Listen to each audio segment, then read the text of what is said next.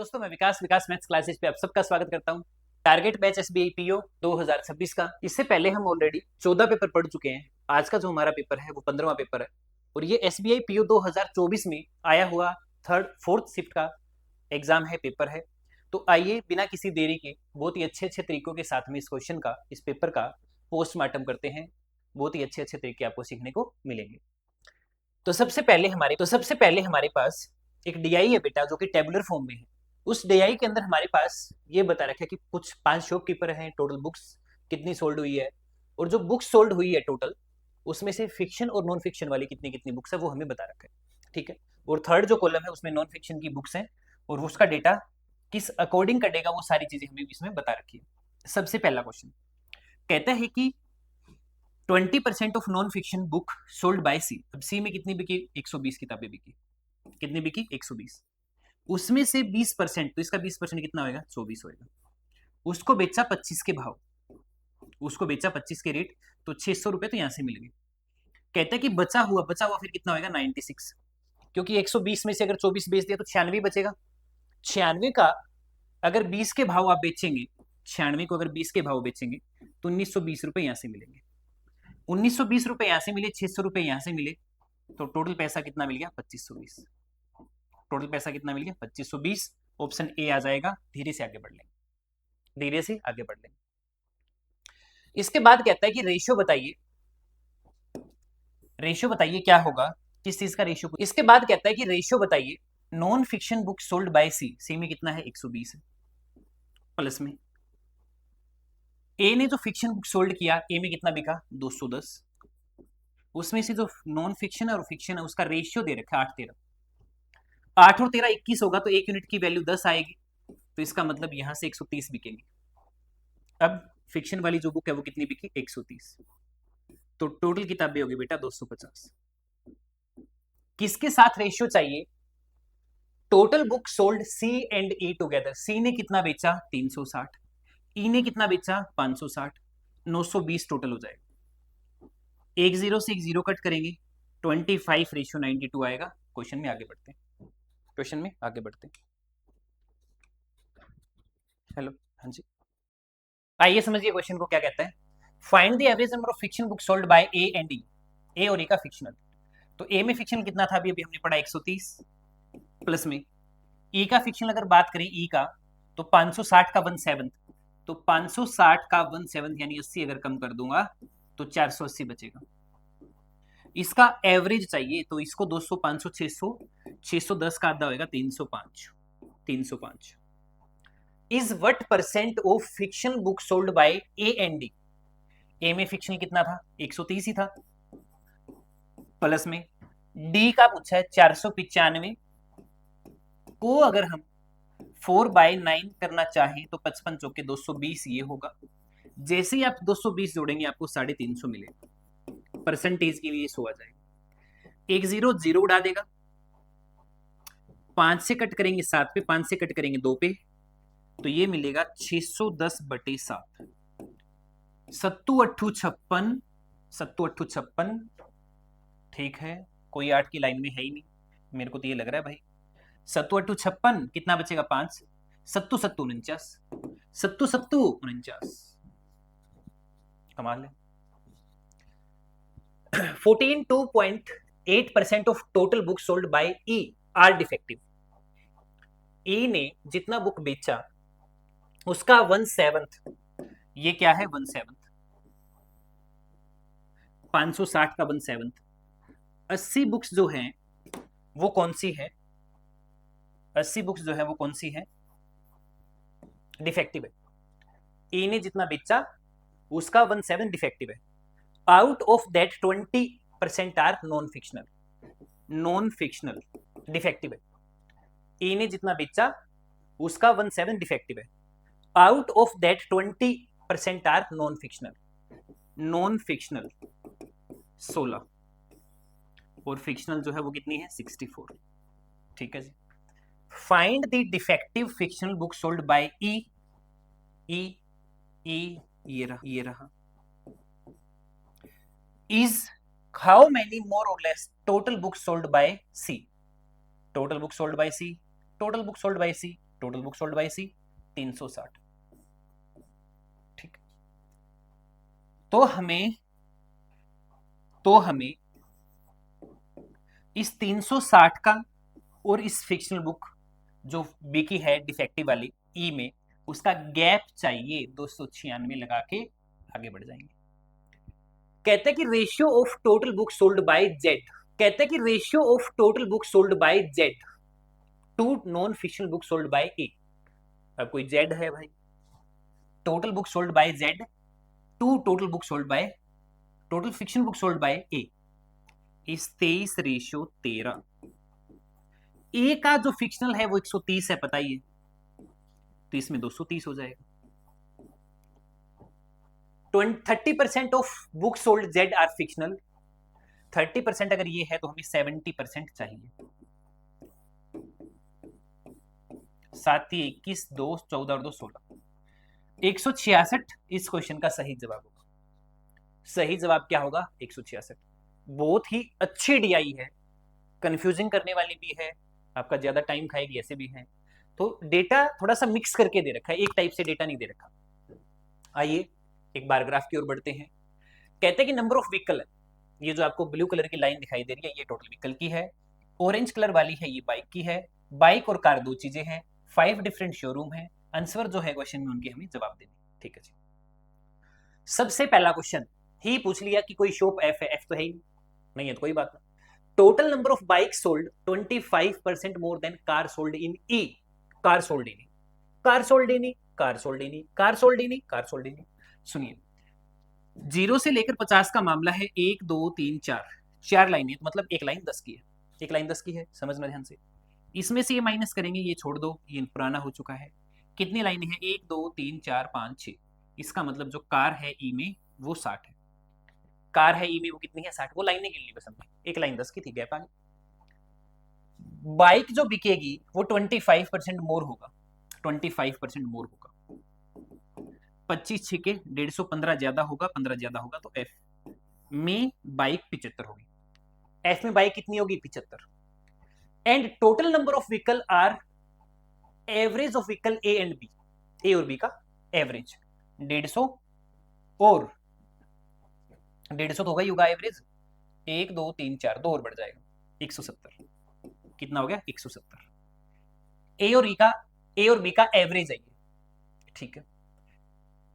Find the car in F, car in F. अब 75 अगर bike है एफ में तो फिर कार कितनी होगी? 95, 95 कार होगी।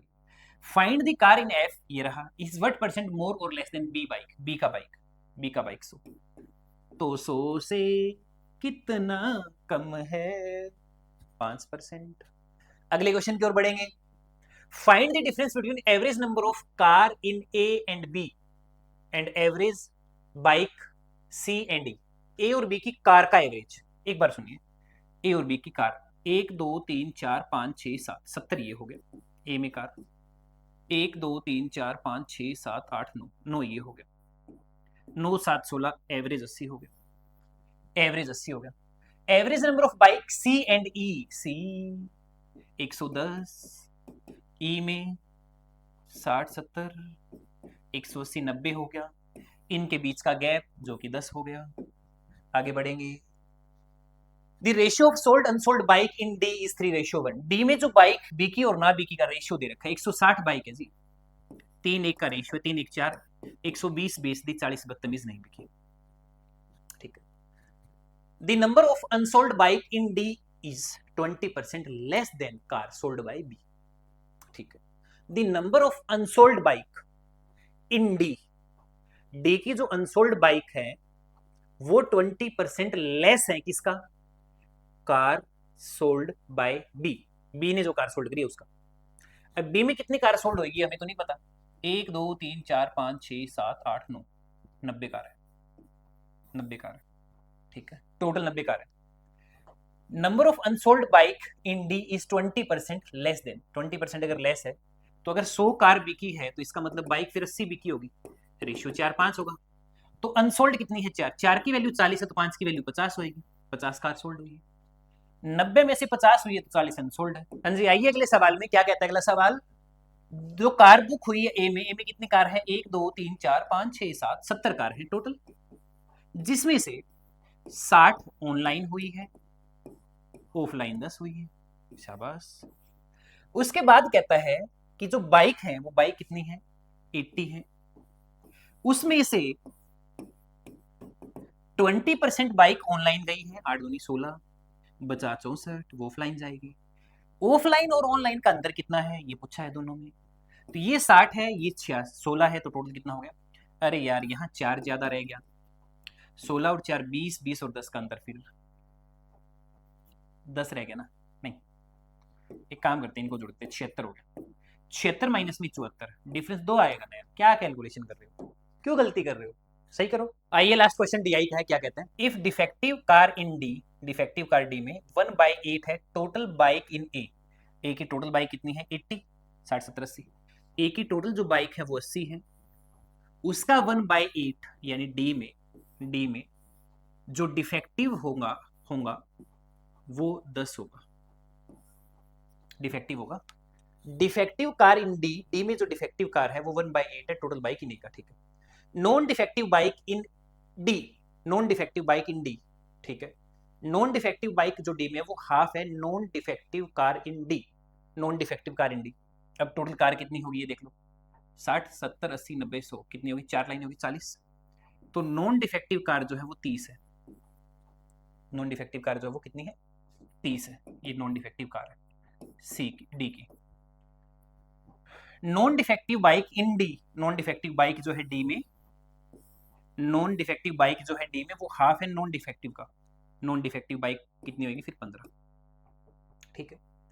टोटल बाइक कितनी है डी में टोटल बाइक कितनी 160, 160 में से अगर 15 यहां आया तो 145 रह गया, डिफेक्टिव व्हीकल 145 और 10 155, 155। लो जी, आप जिसको सबसे ज्यादा चाहते हो केस ले डी आई, कहते कि 3 शॉप है एबीसी, यहां बना लीजिए, कितनी शॉप है 1 2 3,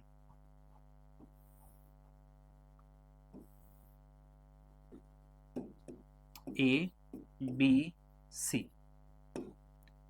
वायर्ड और वायरलेस, ठीक है। एबीसी 3 शॉप्स हैं, वायर और वायरलेस चार्जर का जिक्र कर रखा है, तो वायर जो चार्जर है ए में वो 10x है, कोई ऐसा पेन जो यूज नहीं हुआ ये बात, तो ए में जो टोटल चार्जर है वायर वाले वो 10x है, चलो चल रेशियो दे रखा है वायर और वायरलेस चार्जर का 10:9, तो 10 की वैल्यू अगर 10x है तो 9 की 9x हो जाएगी, clear clear. The total number of wireless charger in all shops 146, wireless charger sold सब में, वायरलेस चार्जर जो है वो 146 है, यहाँ लिख देते हैं 146, तीनों शॉप्स में टोटल वायरलेस चार्जर कितने 146, be sold 12.5x plus 10 wireless, हाँ वायरलेस 12.5x प्लस 10, ठीक है जी, ठीक है, तो मत बोलना एक बार। कहता है कि सी ने जो बेचा वो 10 कम बेचा बी से कम 10 बेच दिया, लो जी टोटल 146 जब है तो फिर x की वैल्यू आ जाएगी ऐसे, तो 12.5 25 25 और 9 34, 34x प्लस में 10 इक्वल्स टू 146, 10 माइनस हो जाएगा 34x बचेगा 136, x की वैल्यू आ जाएगी 4, x की वैल्यू 4 आ गई, x की वैल्यू 4 आ गई, हाँ कोई दिक्कत नहीं है। b में 125 है, ठीक है, b का 125 आ जाएगा, b में कितना है 125, c में कितना है 167, जब x की वैल्यू 4 ही आ चुकी है तो फिर हम मत्था क्यों मारें, ओहो थोड़ा रबड़ छोटा करना पड़ेगा, तो 10 चौके 40 और 9 चौके 36, ये 40 लिख दो ये 36 लिख दो, क्योंकि x की वैल्यू 4 ही आ गई, तो x की वैल्यू 4 आ गई, 50 चौके 12.5 चौके 50 और 10 60, 60 50, ये 60 हुआ ये 50 हुआ, 125 में से 60 ये हो गया तो ये 65 रह गया, 50 ये आ गया तो 117 रह गया, लो जी ये है डेटा, ये है डेटा, बना देंगे। एक फोटो खींच लेते हैं, जैसे आप सबको बताइए कि हम फोटो खींचते हैं। सबसे पहला सवाल, सबसे पहले सवाल का डेटा तो इनसे देख लेते हैं। Find the ratio of wireless charger sold by B. B का वायरलेस कितना है? 60 है। वायर चार्जर सोल्ड ए कितना है? 40 है। 20 दूनी 60, 20 दूनी 40 हो गया। आगे हमें फोटो का यूज करना पड़ेगा, बिना फोटो क्वेश्चन होंगे नहीं।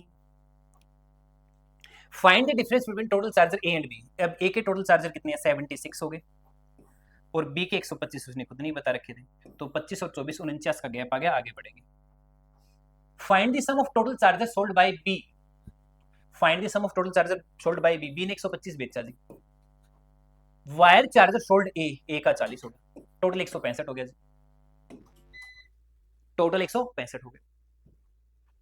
एक शॉप डी है जो कि है ही नहीं, लेकिन है ये बता रखा। Sold 20% more charger sold by B. B ने कितना बेचा? 125।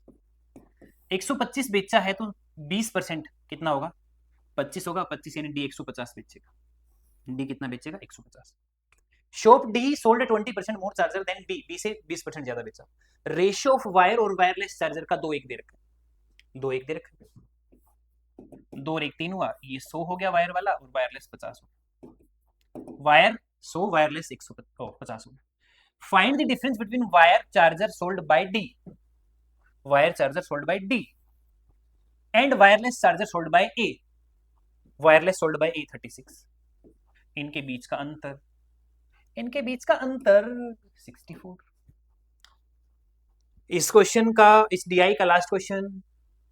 Cost price of each wire charger is ₹20।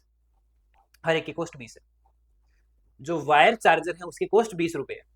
ठीक है, ठीक है जी। 10% profit selling of them. Total profit बताओ वायर चार्जर ए और बी में कितना बिका? ए में बिका 40, बी में बिका 65। ये बिका जी वायर वाला। तो टोटल कितना हुआ? 6 4 10 105। 105 का हिसाब लगा देंगे 20 से, का 10% प्रॉफिट कमा देंगे। 105 दूनी 210। ए लगा देंगे। क्या लगा देंगे? ये थे जी आपके क्वेश्चन डीआई के। तो 15 क्वेश्चन डीआई के, यानी 3 डीआई एग्जाम में पक्की 100% है ही है। कुछ अर्थमेटिक के क्वेश्चन आएंगे, लगभग 10 तो मेरे ख्याल से पूछेगा। ठीक है, लेकिन ये जो इतने बड़े बड़े क्वेश्चन आप स्क्रीन पे दिखाई दे रहे हैं, 4-4 लाइन, 4.5 लाइन, 70-80% लोग तो इनको पढ़ के और आखिरी में जाते जाते सवाल भूल ही जाते हैं कि स्टार्टिंग में दे क्या रखा है। ईमानदारी से अगर एक बात बताऊं तो ये सवाल जो है ना, ये बिल्कुल रद्दी सवाल है। समझिए, एक सेट है ए जिसमें 3 कंसेक्यूटिव मल्टीपल है 7 के, 1 2 3। ठीक है। एक सेट है बी, एक सेट है बी जिसमें 5 कंसेक्यूटिव ओड नंबर है, 1 2 3 4 5, 5 कंसेक्यूटिव। अगर 7 के मल्टीपल हैं तो एक एक्स अगर मान लूं, एक अगर एक्स मान लूं, एक एक्स प्लस 7 मान लूं, एक एक्स प्लस 14 मान लूं। ठीक है, 7 के मल्टीपल मतलब 7 का गैप हो गया। इसके बाद में कहा कि 5 कंसेक्यूटिव ओड नंबर है, ये 5 कंसेक्यूटिव ओड नंबर है। लार्जेस्ट नंबर सेट ए का, लार्जेस्ट नंबर सेट ए का इक्वल है स्मॉलेस्ट नंबर ऑफ बी के, स्मॉलेस्ट नंबर ऑफ बी के। ये बात बता दी इसने। एवरेज दे दिया स्मॉलेस्ट नंबर ऑफ सेट ए और बी का, इनका एवरेज दे दिया 28। ठीक है, ये भी दे दिया। अब आप यहां से एक्स की वैल्यू निकालेंगे। पूछा क्या, वो एक बार पूरा पढ़ ले। Find the difference between second smallest number set A. Second smallest यही होगा, सेकंड लार्जेस्ट कह लो, सेकंड स्मॉलेस्ट कह लो, 3 ही नंबर है, यही होगा। डिफरेंस पूछा आपसे, ये भी एक्स की फॉर्म में है, ये भी एक्स की फॉर्म में है, तो एक्स और एक्स का डिफरेंस कहां से आएगा बताओ? किसके साथ डिफरेंस पूछा है? सेकंड नंबर इसका और सेकंड लार्जेस्ट बी का। मतलब ये 14 है, ये 16 होगा, x plus 16, x plus 18, x plus 20, ये होगा। तो जो x आप लगाओगे उनका डिफरेंस तो कैंसिल ही हो जाएगा, बचेगा 20 का, और 7 का डिफरेंस कितना आएगा? 13। कुछ भी तो नहीं है सवाल में, कुछ भी तो नहीं है सवाल में। आगे बढ़ते हैं। कहते हैं कि डेटा सफिशिएंसी का क्वेश्चन है, कौन सी स्टेटमेंट से हम इसका क्वेश्चन का जवाब दे सकते हैं। एलसीएम 16 x और 40 का 160 है, 3 नंबर है। 16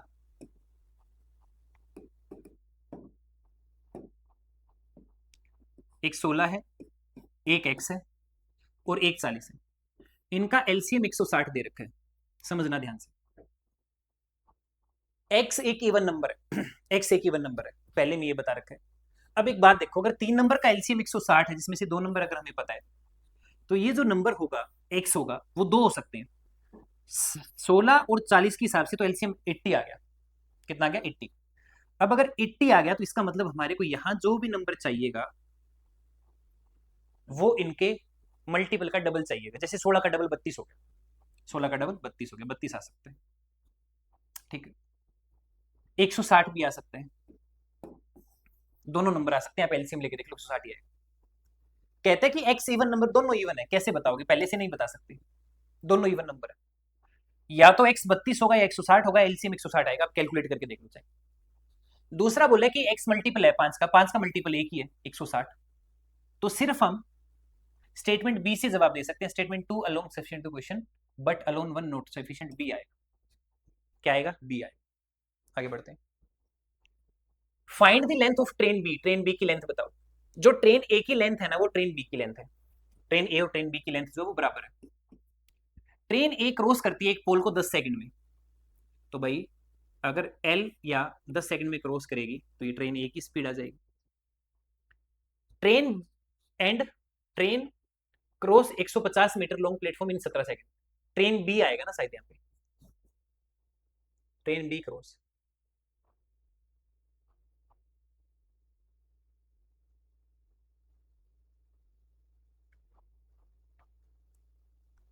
ट्रेन बी आना चाहिए यहाँ पे, यही आएगा।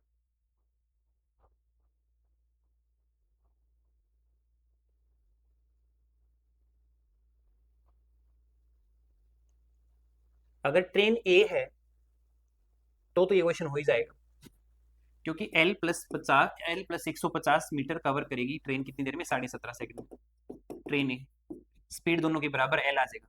एल आने से क्या होगा? जो लेंथ पहले की है वो दूसरे की आ जाएगी। तो यहाँ ट्रेन ए होना चाहिए मेरे ख्याल से, तो तभी हम दोनों से मिला के जवाब दे सकते हैं। दोनों से मिला के जवाब दे सकते हैं। ट्रेन बी हुआ तो फिर नहीं आएगा, क्योंकि फिर स्पीड अलग अलग हो जाएगी। स्पीड के बारे में कुछ बता ही नहीं रखा। एक आदमी 25% अपनी इनकम का ग्रोसरी खरीद लेता है, 20% रेंट दे देता है, बचा हुआ ईएमआई क्लोथ सेविंग पे दे देता है। ठीक है जी। एक आदमी है बेचारा, उसकी इनकम 100 रुपये, 25% उसने अपनी ग्रोसरी खरीद ली, 75 बचा। 75 का 20% उसने रेंट दे दिया, 20 रुपए रेंट दे दिया, बचा कितना? 15 रुपए, सॉरी 15 आएगा ना। 75 का 20 15, बचा कितना? 60। 60 को एक तीन 60 को 1 3 6 में तोड़ देंगे, 6 3 9 और 1 10, 1 यूनिट की वैल्यू 6 आ जाएगी, 1 की 6 आ जाएगी। ठीक, सारी बांटने की जरूरत नहीं है। Difference between amount spend on rent, ये रहा रेंट 20% वाला, ये रेंट है। और क्लोथ, क्लोथ कौन सा है? बीच वाला, 3 की वैल्यू 18। 18 और 15 का डिफरेंस 3, 570 अगर 3 की है तो 100 की चाहिए, 19 3 57, सी आ जाएगा। इससे आसान तरीके आपको कहीं नहीं मिलेंगे, गारंटी इस बात की। एक दुकानदार एक आर्टिकल पे 50% ज्यादा लिख देता है, तो 100 के सामान पे 150 लिख दिया, 20% डिस्काउंट दे दिया, 120 में बेच दिया, 120 में बेच दिया, तो 40 रुपए कमा लिया। 100 का सामान 120 में बेच रहा है तो 20 कमा रहा है, 20 की वैल्यू 40 डबल दे रखी है। अगर डिस्काउंट हो 25% का, तो 25% इसका 1/4, इसका 1/4। 25% का अगर डिस्काउंट हो तो कितना कमाएगा? तो पहले डिस्काउंट कितना था? 20 का, अब कितने का है? 25 का। अब 25 इसका अगर 1/4 निकालेंगे तो 37.5 का डिस्काउंट होएगा, तो 112.5 में बेचना पड़ेगा। तो 100 का सामान 120 में, यानी 20 फालतू में जा रहा, 40 कमा रहा, 20 की वैल्यू 40, यहां 12.5 कमा रहा है, 12.5 की वैल्यू 25। आगे बढ़िए। इस क्वेश्चन को आप बेसिक से तोड़ के देखिए एक बार, समझाता हूं। आइए, 7 साल पहले ए और बी की एज का रेशियो दे रखा 5:3, यहां ए लिखिए, यहां बी लिखिए। 5:3 है जी, आज से 7 साल पहले का। 5x + 7, 3x + 7, लो जी प्रेजेंट में आ गया। 4 साल बाद, ए का 4 साल बाद का जिक्र किया हुआ है, बी का 3 साल बाद का जिक्र किया हुआ है। रेशियो हो जाएगा जी 36:25। कर लो, बनाओ क्वेश्चन को। ये पेपर में करने के तरीके नहीं है। पेपर पास करने के लिए नहीं करोगे, ये पेपर फेल करने के लिए करोगे। पेपर जिसने भी सेट किया है उसने इस तरीके से सेट किया है कि आप इन क्वेश्चन में घूमे कि रेशियो, वो चलो 7 साल पहले का दे रखा है, ये 4 साल बाद का होता, गैप इक्वल वाला कॉन्सेप्ट लगा देते हैं। उसने क्या किया कि एक को 4 साल बाद कर दिया, एक को 3 साल बाद कर दिया, गैप वाला तरीका खत्म हो गया। लेकिन इन क्वेश्चन को करने का भी एक तरीका होता है, ऑप्शन से क्रॉस मल्टीप्लाई करके एक्स निकाल लेंगे आप, ठीक है। अगर आपको ज्यादा कैलकुलेशन चाहिए तो ये तरीका आपके लिए। ए की 4 साल बाद की एज और बी की 3 साल बाद की एज का रेशियो दे रखा है 36:25। बी की 3 साल बाद की एज का आपसे पूछा कि बी की प्रेजेंट एज बताओ, ये ऑप्शन पढ़े। ये ऑप्शन बी की प्रेजेंट एज कोई भी हो सकती है।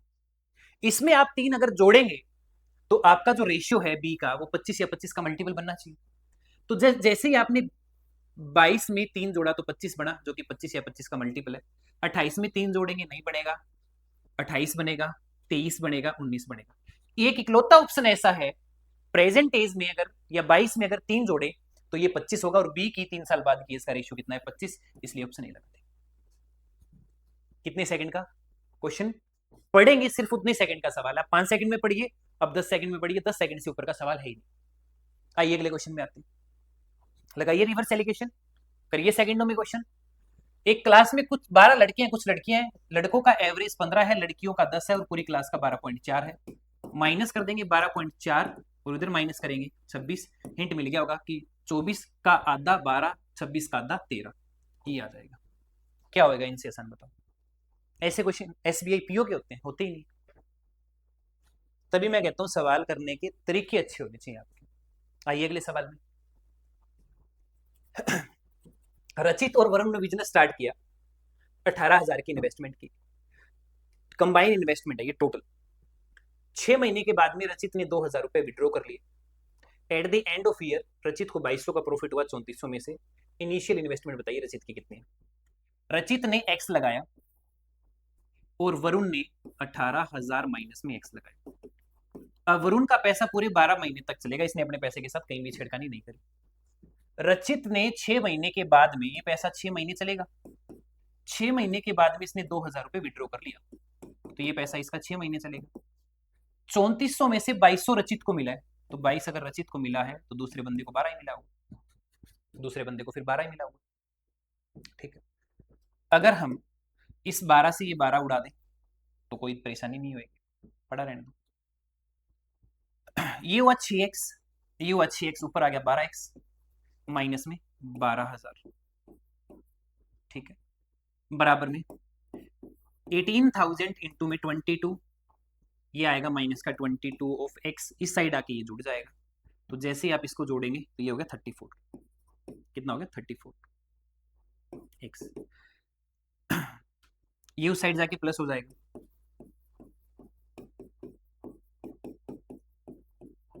ठीक, अब जो भी इसमें से कटे काटा पीटा कर दो।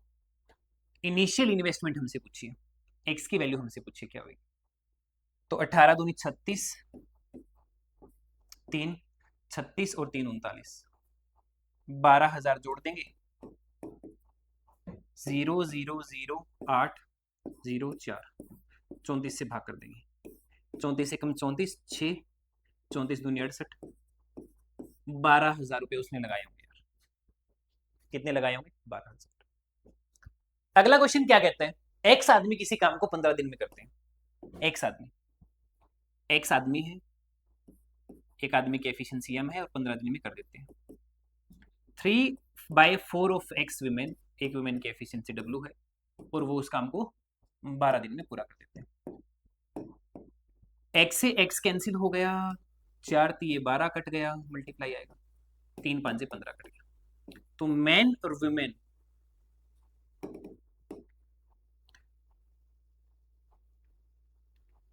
मैन और विमेन का रेशियो आएगा 3/5।